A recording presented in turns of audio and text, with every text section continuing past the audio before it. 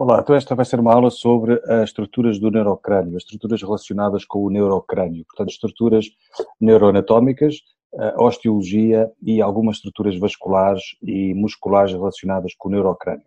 Mas quando falamos de neurocrânio, temos que retirar do nosso crânio, temos que retirar a parte de cima, a chamada calvária, ou estruturas da calvária, que compreendem os ossos parietais e uma parte do osso temporal, a região superior do osso frontal e a região superior do osso occipital.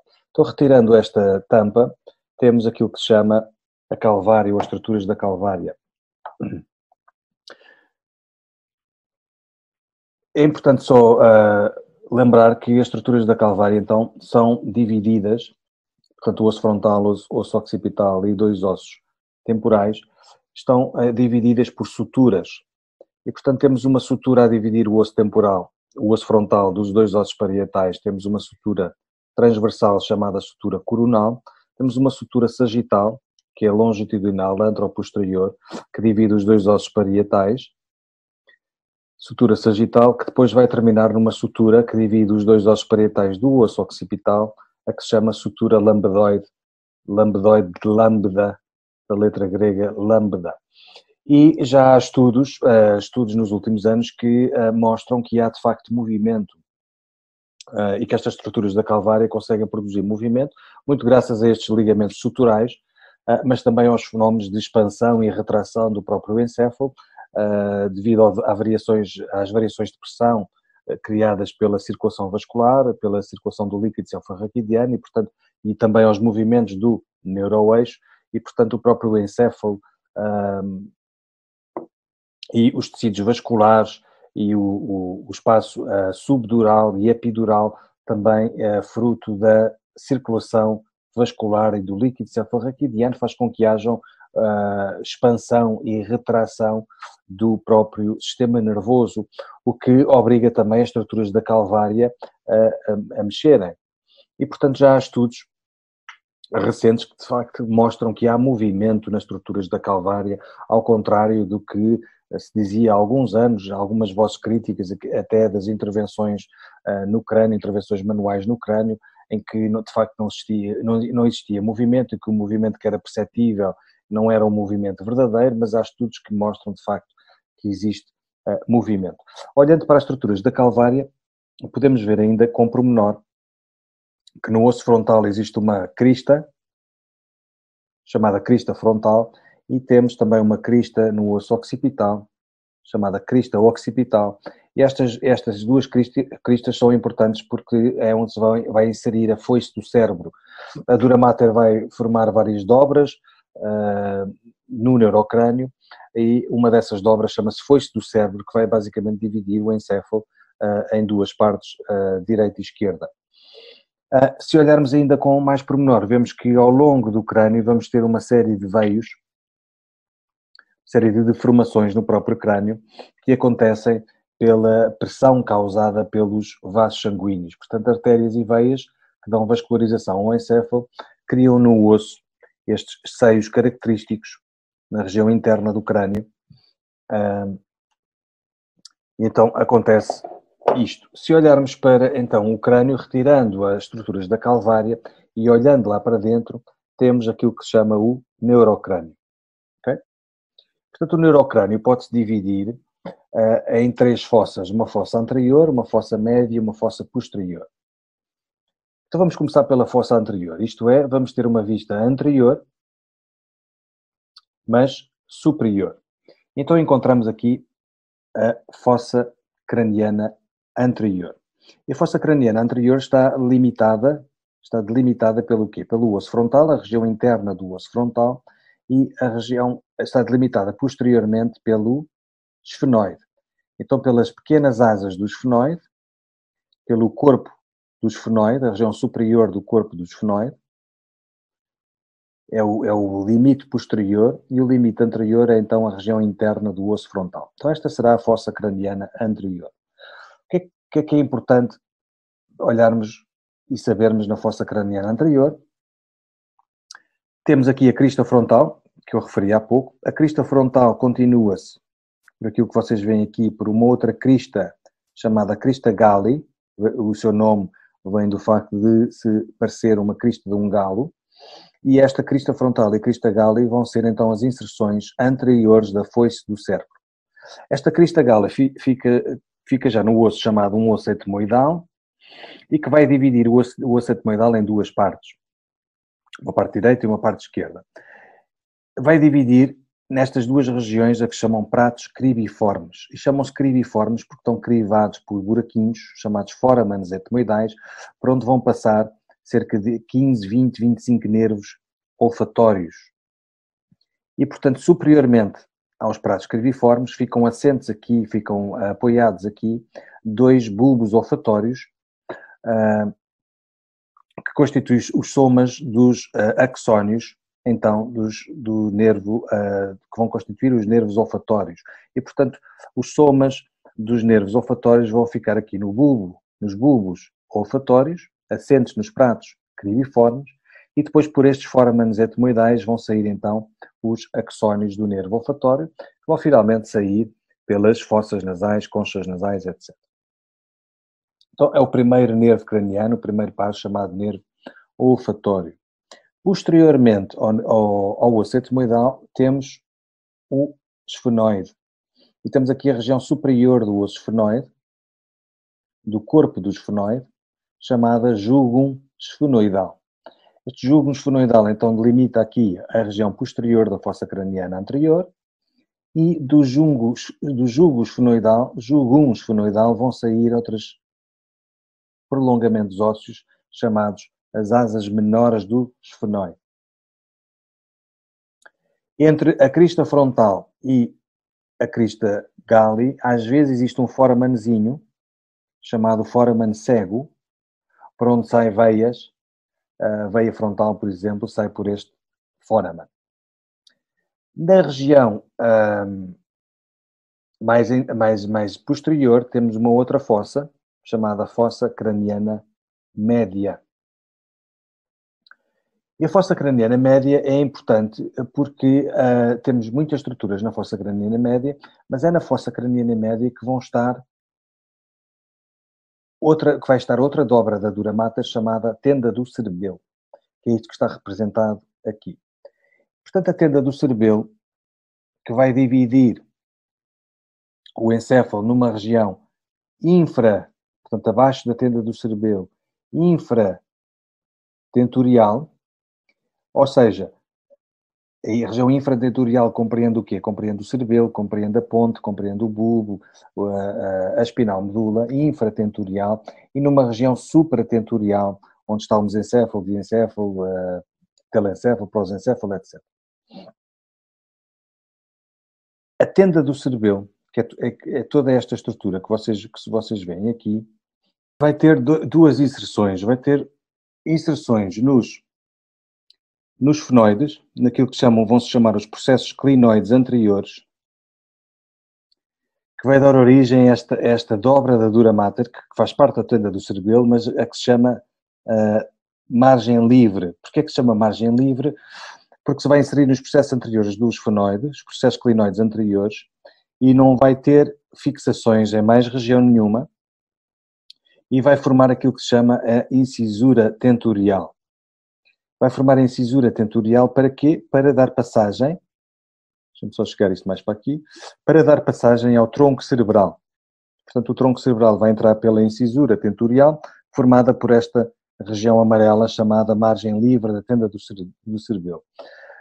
A margem fixa da tenda do cerebelo vai ter fixações na região interna dos temporais, vai ter fixações naquilo que vai ser o sulco do occipital, que vamos ver quando chegarmos à fossa craniana posterior, e portanto tem inserções nesta região toda, a região interna dos temporais, região interna do osso occipital, no sulco occipital, e vai ter inserções, embora aqui não se consiga ver muito bem, vai ter inserções nos processos clinoides posteriores. Então esta vai ser a margem fixa da tenda do cerebelo, e esta vai ser a margem livre. Margem livre, processos clinoides anteriores, e depois não tem fixações. Para quê? Para termos este espaço chamado incisura tentorial, onde vai passar, então, o tronco cerebral. Margem fixa, fixação na região interna dos ossos temporais, sulco occipital e vai-se inserir margem fixa nos processos clinoides posteriores e que vai dividir basicamente o encéfalo, como eu disse há pouco, numa região supratentorial e infratentorial. Ora, então a fossa craniana média vai estar limitada pelo quê? Pelas pequenas asas do esfenoide, vai estar delimitada posteriormente pela região basilar do osso occipital, naquilo que vai ser a sutura esfenoide basilar, e vai estar delimitada posteriormente pela região petrosa do osso temporal. E, portanto, esta vai ser toda a região da fossa craniana média. E que estruturas é que podemos identificar aqui? Bom, temos, então, superiormente já sabemos que temos o júgum esfenoidal, e nesta região, se continuarmos pelo júgum esfenoidal, vamos ter aqui, no corpo do esfenoide, vamos ter um chamado tubérculo da sela. Vamos ter, nesta depressão aqui, chamada a fossa pituitária, e vamos ter aqui, nesta região, chamada dorso da sela. Então, este tubérculo da célula, esta fossa pituitária, este dorso da célula, estas três regiões vão se chamar a célula turca. Porquê é que isto é importante? Porque é aqui que vai estar, então, alojada a glândula pituitária ou a hipófise. Temos aqui dois processos. Temos aqui duas saliências ósseas no osso esfenoide. Temos dois processos chamados processos clinoides anteriores e dois processos chamados clinoides posteriores. Então, este processo clinoide anterior são as inserções da tal tenda do cerebelo e da margem livre da tenda do cerebelo. Estes processos clinoides posteriores vão ser as inserções da margem fixa da tenda do cerebelo, que vimos há pouco. Ainda temos, medialmente aos processos clinoides, ainda temos uns processos clinoides médios, portanto, processos clinoides anteriores, processos clinoides médios, processos clinoides posteriores. Estes três processos vão ser importantes porque vão formar também, vão ser as inserções de uma outra dobra da dura mater chamada diafragma da célula. E este diafragma da célula, constituído por dura mater, vai sustentar então a glândula pituitária na célula turca, como eu referi há pouco. Aqui, então, internamente aos processos clinoides anteriores, temos aqui dois buraquinhos. Estes dois buracos são os dois canais ópticos, onde vão passar os nervos ópticos. E entre os dois canais vamos ter um sulco chamado sulco quiasmático. Como vocês sabem, a maior parte dos axónios do nervo óptico do lado direito cruzam para o lado esquerdo e vice-versa. E, portanto, está relacionado então aqui com o sulco quiasmático.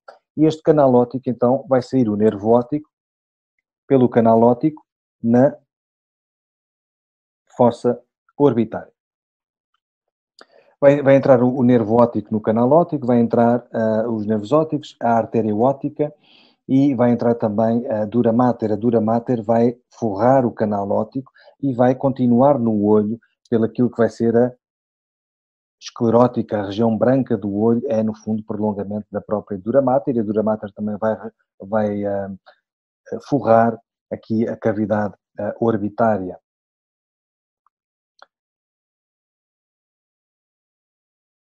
Então, se continuarmos para baixo, se continuarmos neste sentido posterior e inferior, vamos ter aqui um sulcozinho, deixa-me pôr isto assim a ver se se vê melhor, vamos ter aqui um sulcozinho, aqui um sulco, por onde passa a artéria carótida interna. Porquê é que isto é importante? Porque a artéria carótida interna vai haver aqui um foramanzinho chamado foramen carótido-clinoideu, que vai estar por baixo de um ligamento chamado carótido-clinoideu, relacionado com os clinoides, processos clinoides, e com o foramen carotídeo.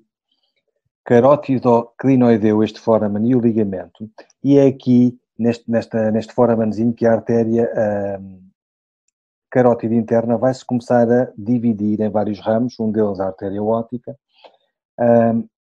Numa região mais posterior vai-se dividir a artéria meningia acessória, a artéria meningia média, etc., porque a artéria carótida interna, como vocês sabem, dá vascularização à região anterior e média do encéfalo, aquilo que se vai chamar a circulação anterior do encéfalo. Temos duas circulações, uma posterior pela artéria vertebral e uma anterior pela artéria carótida interna. Ora, a artéria carótida interna, no seu trajeto inicial, portanto, a artéria carótida comum vai se dividir numa interna e numa externa. A interna vai entrar pelo aquilo que se chama um canal carotídeo. Este canal carotídeo está, como vocês veem, na região petrosa do osso temporal e temos novamente aqui o canal carotídeo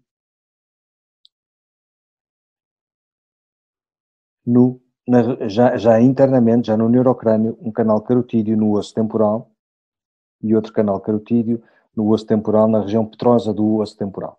E, portanto, a artéria carótida interna vai sair por aqui, vai passar mesmo por cima deste foramanzinho, não vai entrar no foraman, é um foraman lacerado. Vai passar por baixo de um ligamento chamado clinoide petrosal, ou esfenoide petrosal, e passa por cima então do foraman lacerado, aqui no sulco carotídeo, e vai depois então aqui começar a emitir vários ramos e vai entrar pelo foramen carotídeo clinoideu. Bom, olhando aqui para abaixo dos processos clinoides anteriores, temos uma fissura de um lado e outra fissura do outro lado, uma ranhura, que se chama fissura orbital superior.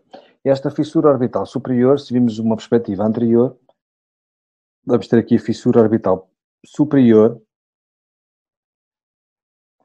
está logo ali ao lado do canal óptico. Esta fissura orbital superior é importante porque vão passar aqui vários nervos dentro da fissura, por entre a fissura orbital superior. Se a fissura orbital superior vai terminar na cavidade orbitária, então vão passar aqui por dentro nervos, como o terceiro, quarto e o sexto par cranianos, ou seja, o nervo oculomotor, troclear e abducente, que vão dar inervação aos músculos extraoculares. O reto superior, reto inferior, reto medial, reto lateral, oblíquo superior, oblíquo inferior, vão ser inervados por estes três nervos que eu referi. Para além disso, na fissura orbital superior vão entrar também ramos do ramo oftálmico do trigêmeo. O trigêmeo tem três ramos, oftálmico, mandibular e maxilar, e o ramo oftálmico vai emitir vários ramos. O ramo frontal, etmoidal, nasocilar, lacrimal, e portanto esses vários ramos, frontal, lacrimal e nasocilar, vão sair também pela fissura orbital superior, porque vão encontrar a glândula lacrimal, mas também vão dar inervação sensitiva à esclerótica, à pálpebra superior, à córnea, ao osso frontal, portanto toda a região superior, incluindo o próprio olho, vão ser da sensibilidade geral do trigêmeo pelo ramo oftálmico. E, portanto, pela fissura orbital superior, volto a referir, abaixo dos processos clinoides vão entrar o terceiro, o quarto e o sexto par, mas também os ramos frontal, lacrimal e nasocilar do ramo oftálmico do trigêmeo.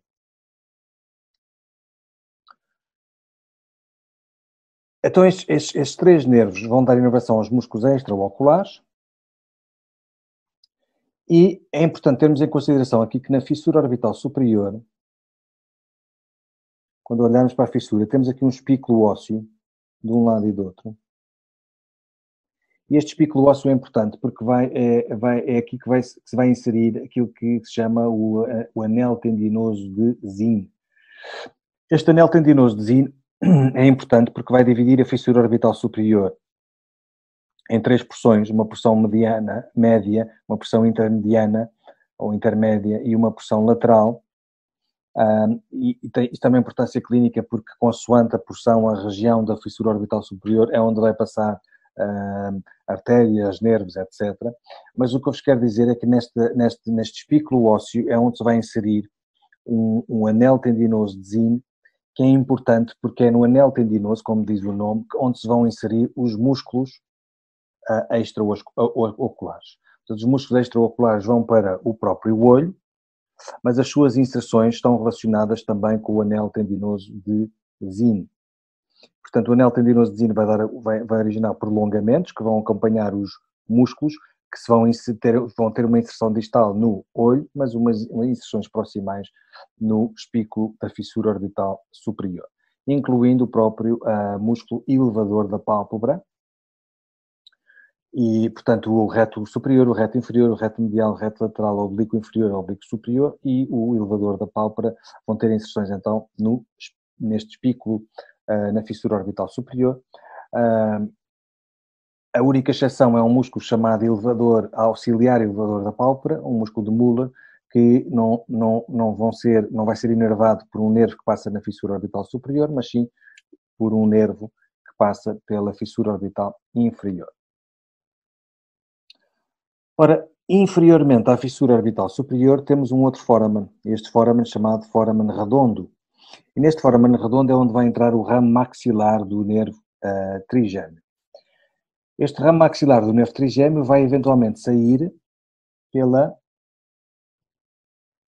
fossa pterigopalatina.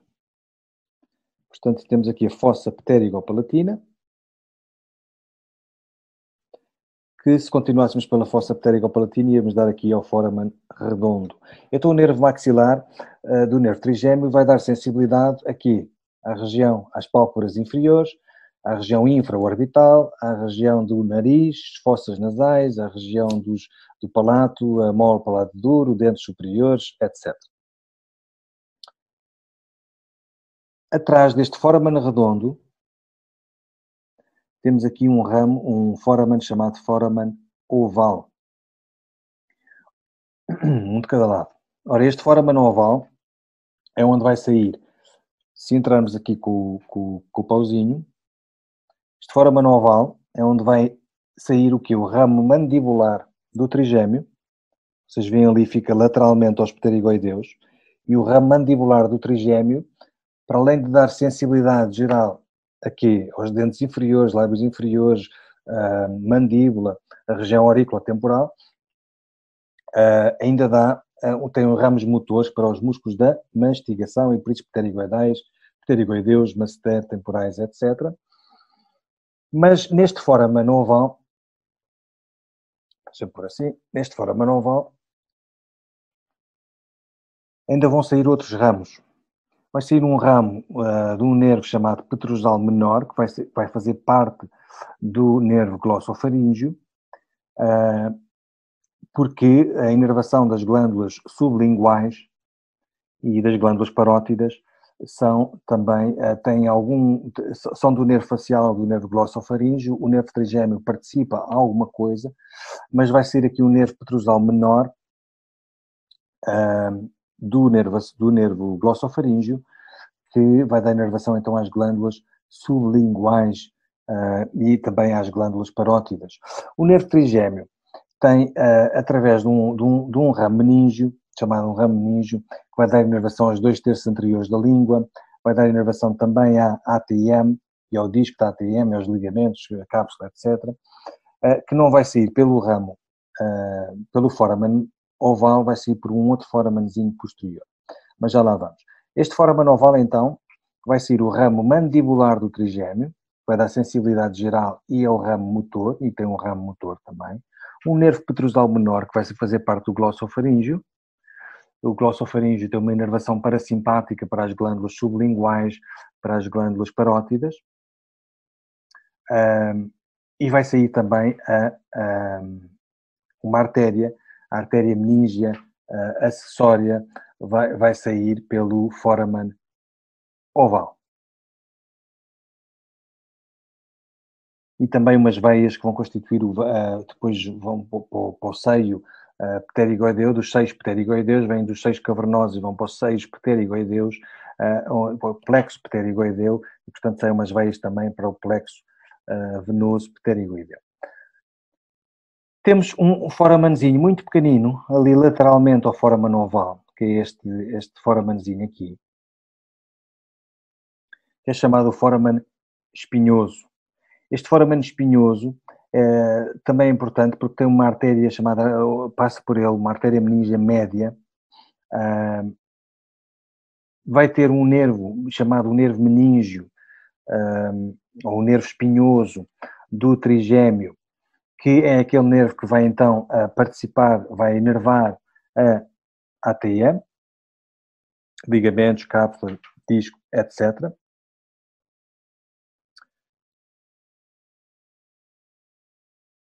E esta artéria meningia média é importante também porque, enfim, está tão próxima aqui do osso, da região temporal do osso, da região escamosa do osso temporal.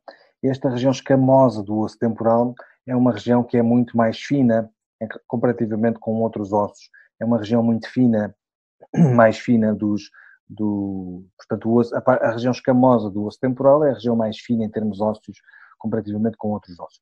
E, portanto, às vezes traumatismos cranianos podem causar, pela proximidade com a artéria meningia média, pelo seu trajeto, podem causar dilatações da artéria, aneurismas da artéria, e, portanto, há traumas cranianos, e vemos isto, por exemplo, quando acontece, enfim, alguma tragédia em desportos de combate, com impacto no osso temporal, em que pode causar dano no próprio osso e na própria artéria meningia média, e causar, enfim, hematomas subdurais, epidurais, enfim, aneurismas, etc. Dilatações da própria artéria ou às vezes mesmo secção da própria artéria, porque esta região escamosa é a região mais fina em termos de densidade óssea. Aqui, posteromedialmente ao foramen oval, temos um outro foramen chamado foramen lacerado, um de cada lado.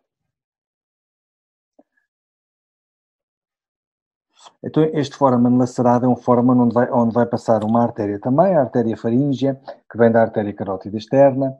Vão passar dois nervos importantes, o nervo petrosal maior e o nervo petrosal profundo, que correspondem, respectivamente, ao nervo facial e ao nervo glossofaríngeo. No fundo, vão ser fibras, então, simpáticas e parasimpáticas, que vão para as glândulas parótidas, inervação parasimpática, glândulas parótidas e também sublinguais, produção de saliva, mas também fibras simpáticas para dar inervação aqui às artérias. As artérias, os vasos sanguíneos têm inervação, então, simpática e as glândulas de inervação parasimpática. E, portanto, estes nervos petrosal maior e petrosal profundo, nervo facial e nervo glossofaríngeo, respectivamente, passam pelo foramen lacerado. Mas também uma artéria, a artéria faríngea, que vem da artéria carótida externa, também passa por aqui, e também veias emissárias também passam por aqui. Bom, então temos na fossa craniana média, ainda temos o osso temporal, a região escamosa do osso temporal e a região petrosa do osso temporal. A região escamosa do osso temporal e a região petrosa do osso temporal. Na região petrosa do osso temporal, temos aqui também dois orifícios, a que se chama o meato acústico interno, e é no meato acústico interno que vão entrar também dois nervos importantes, o sétimo par, ou seja, o nervo facial, e o nervo oitavo, ou seja, o vestíbulo coclear. Portanto, nervos relacionados com o equilíbrio, nervos relacionados com a audição e nervo facial. O nervo facial também tem várias divisões, nervo facial próprio, nervo intermédio, enfim, que vai dar inervação às glândulas também, com o glossofaríngeo, mas também vai dar inervação aos músculos da mímica. O nervo facial próprio vai sair por um foramenzinho, já na região externa do crânio, chamado foramen estilomastoideu. Portanto, temos aqui a apófise estilomastoideia, aqui atrás da mandíbula, região interna e posterior da mandíbula, e aqui atrás, entre a apófise estilomastoideia e mastoide do temporal, temos a apófise mastoideia do temporal, temos um foramenzinho chamado foramen estilomastoideu, onde vão sair os ramos motores do nervo facial para os músculos da mímica e da expressão. Temos aqui deste lado, no osso temporal, o meato acústico externo e temos então aqui o meato acústico interno, onde passam então facial e vestibulo-coclear. Vão formar então a fronteira com a fossa craniana posterior. Importa só dizer aqui que temos aqui um sulco também na região petrosal do osso temporal, temos um sulco que vai alojar o gânglio de Gasser naquilo que vai ser a caverna de Meckel, que é também um conjunto de tecido da dura mater que vai receber e vai apoiar o gânglio do trigêmeo, os dois gânglios do trigêmeo, o gânglio de Gasser também, ou o gânglio de Meckel, ou o gânglio trigeminal, que vai estar apoiado aqui neste sulco do osso petrosal. Temos aqui uns pículos do osso petrosal, da parte petrosal do osso temporal. Estes pículos vão ser também inserções daqui da tenda do cerebelo. E depois temos um sulco que vai, onde está a caverna de Meckel, ou seja, onde está o gânglio trigeminal. E, portanto, é através deste gânglio que depois vão haver aquelas ramificações, o ramo do trigêmeo, o ramo oftálmico, o ramo maxilar e o ramo mandibular, que passam por estes três foramentos. O gânglio trigêmeo está então aqui nesta região. E, portanto, significa que nesta região aqui também estará a ponte, no clivo do occipital, estará a ponte, abaixo estará o bulbo raquidiano e mais abaixo estará então o neuroeixo. Então significa que aqui estamos na região do mesencéfalo. E é nesta região do mesencéfalo que dois daqueles nervos que passam pela fissura orbital superior, isto é, o oculomotor e o troclear, que são os dois nervos dos pares cranianos que estão no tronco cerebral, são os que estão mais superiores, estão no mesencéfalo. Então o oculomotor e o troclear, que estão aqui nesta região, na sua passagem para a fissura orbital superior, vão fazer o quê? Vão ter que perfurar a margem livre da tenda do cerebelo, perfuram a margem livre, entram pelo seio cavernoso, temos dois seios cavernosos aqui lateralmente, entre o processo clinoide anterior e a região temporal, petrosal do osso temporal, temos aqui dois seios cavernosos e os nervos, há nervos cranianos como o terceiro par, o quarto par, os ramos oftálmicos do trigêmeo que vão perfurar os seios cavernosos, o que clinicamente também será importante porque explica a relação de trombos venosos ou de aneurismas, ou seja, do que for, de vasos como causa de compressão ou de dano no tecido nervoso.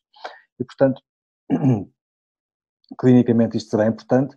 Temos o terceiro e o quarto par, falando só nos nervos que vão para os músculos extraoculares, que perfuram a tenda do cerebelo na margem livre e passam por dentro dos seios cavernosos para depois entrarem então na fissura orbital superior. Então na fossa craniana posterior, quais são as suas fronteiras? Está delimitada pelo quê? Pela região basilar do osso occipital, ou seja, a sutura esfenobasilar, está delimitada pela região petrosal dos ossos temporais e está delimitada pela região interna do osso occipital. Então, começando da região anterior para a região posterior, na fossa craniana posterior, o que é que temos aqui? Temos a parte basilar do osso occipital, temos aqui o clivo do occipital, e portanto aqui é onde estão as estruturas como a ponte, o bulbo raquidiano, as artérias basilares, plexos venosos do tronco cerebral. De resto, a artéria basilar, porque está na ponte, vai emitir alguns ramos que às vezes são responsáveis pelo contacto com o nervo trigêmeo, mas na própria artéria carótida interna, pelo seu trajeto por cima do foramen lacerado e nesta região dos seios cavernosos, também emite ramos como meninge acessória, meninge média, que pode estar em contacto com o ramo oftálmico do trigêmeo, mas também a artéria carótida interna, quando se vai dividir a artéria cerebral anterior, a artéria cerebral média, pode também emitir alguns, nestes ramos que emite, estar aqui em contacto com o ramo oftálmico do trigêmeo, e de resto por isso é que as neuralgias do trigêmeo, as causas mais frequentes são causas de contacto do ramo oftálmico com uma artéria mais endurecida, e mais frequentemente são os ramos, então o ramo oftálmico do trigêmeo afetado com esta causa então vascular, arterial. Então ponte, bulbo, aqui relacionado com o clivo occipital, artérias basilares, veias do tronco cerebral. E depois temos aqui, e portanto este seria o correspondente à região anterior, às estruturas que se relacionam com a região anterior do foramen magno. Outras estruturas que se relacionam com o foramen magno anteriores será o ligamento apical do dente, e portanto relacionado com o quê? Com a segunda vértebra cervical, com o axis, e portanto o prolongamento do ligamento apical do dente vai se inserir no osso occipital, na região interna, que é de resto um resquício do notocorda embrionário, portanto o notocorda há regiões como os discos intervertebrais e outra é o ligamento apical do dente, que são resquícios da região notocorda embrionária. Temos os ligamentos alares, também se vão inserir no osso occipital, na região anterior do foramen magno. E temos o ligamento tentorial, ou a membrana tentorial, que é uma continuidade do ligamento longitudinal posterior. Então, estas são as estruturas que se relacionam com o foramen magno anterior. Foramen magno posterior, temos então a espinal medula, não é? O bulbo raquidiano, a espinal medula, as artérias e veias correspondentes, artérias e veias medulares, e temos também núcleos dos pares cranianos que estão na espinal medula, como os núcleos do trigêmeo, que vão até C2, C3, ou os núcleos do acessório, que vão até a região de C6 mais ou menos. Posteriormente, na fossa craniana posterior, temos o quê? Temos a crista occipital, a inserção posterior da foice do cérebro, e temos um sulco transverso occipital, este sulco, que é onde se vai inserir a tenda do cerebelo. Vamos ter duas eminências, uma eminência superior e uma eminência inferior, onde se vão inserir a tenda do cerebelo e vai dividir então uma região supratentorial e uma região infratentorial. Temos depois então duas fossas, chamada fossa cerebelar e a fossa cerebral, então fossa inferior e fossa superior, que delimitam então, delimitados pela tenda do cerebelo. E temos finalmente aqui um outro foramenzinho, formado pelo osso occipital e o osso temporal, chamado foramen jugular. Foramen jugular porque passa aqui a veia jugular, mas também passa o nervo glossofaríngeo, alguns ramos do glossofaríngeo, outros ramos passam pelo foramen oval e o foramen lacerado, como falámos há pouco, o nervo vago, o nervo vagabundo e o nervo acessório também passa pelo foramen jugular, assim como a veia jugular. Temos ainda no osso occipital dois foramenzinhos, que não sei se aqui se vê bem, temos aqui dois foramenzinhos. Aqui nesta região inferior vê-se melhor. Outros dois foramens, que são os foramens do nervo hipoglosso. Portanto, temos aqui o foramen jugular,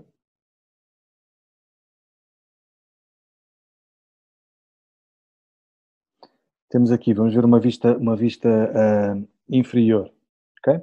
Temos aqui o quê? Foramen lacerado, por cima foramen mandibular, o foramen oval, desculpem, do ramo mandibular do trigêmeo e do nervo petrosal menor. E depois de resto não consigo perfurar aqui mais foramen nenhum, porque estão fechados. Temos aqui atrás o quê? O canal carotídeo, o foramen estilomastoideu, a apófise estilomastoideia, e depois temos aqui então o foramen do hipoglosso e o foramen jugular, creio que já tinha mostrado anteriormente, e o foramen magno. Numa vista externa ainda temos o quê? Cavidade orbitária, por cima fica o foramen supraorbital, onde vão sair também nervos supraorbitais, supratrocleares nesta fissura troclear, que fazem parte do quê? Fazem parte do ramo frontal, que faz parte do ramo oftálmico do nervo trigêmeo. O nervo trigêmeo vai ter um ramo oftálmico, que se vai dividir em ramo frontal, lacrimal, nasocilar, etc. E o ramo frontal vai se dividir ainda em supraorbital e supratroclear, saem pelo, então, foramen supraorbitário e fissura supratroclear.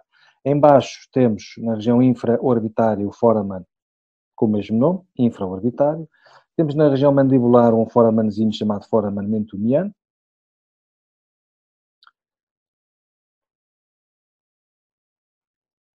E de resto é isto. Miato acústico externo, já tínhamos referido, e estes foramenzinhos, foramen estilo mastoideu, por onde saem os ramos, então, musculares do nervo facial.